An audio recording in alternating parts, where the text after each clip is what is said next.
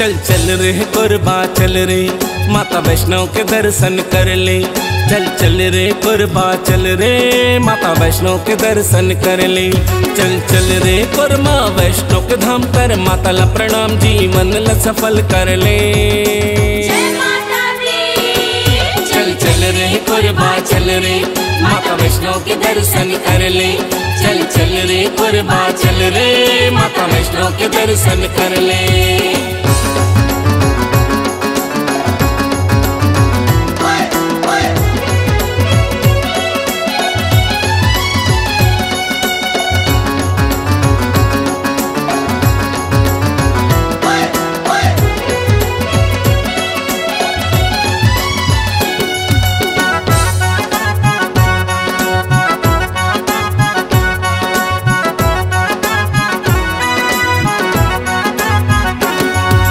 Cutter लिया है देखा तुम रे माता रानी।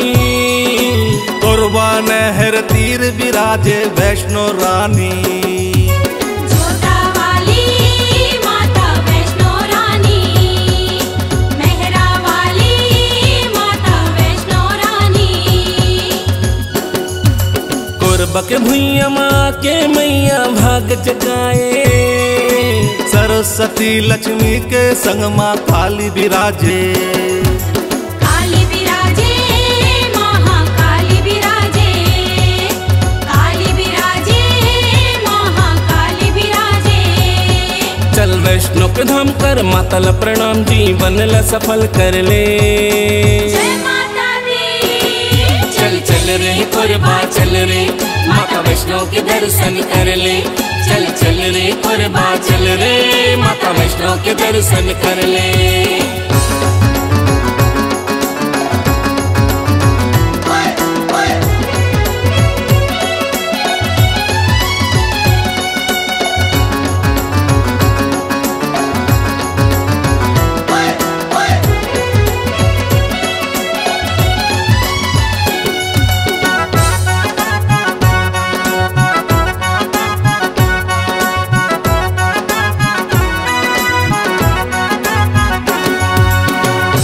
बजरंग करे है मैया सेवादारी।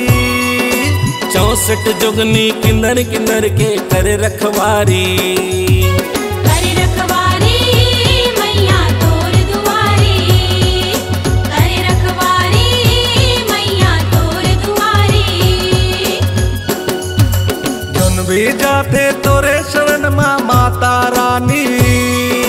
खाली झोली सबके भरथस वैष्णव रानी। भरथस झोली माता वैष्णो रानी, झोली खाली भरथस वैष्णो रानी। चल वैष्णो के धाम कर माता ला प्रणाम जीवन ला सफल कर ले। जय माता दी। चल चल रे कुर्बा चल रे माता वैष्णो के दर्शन कर ले।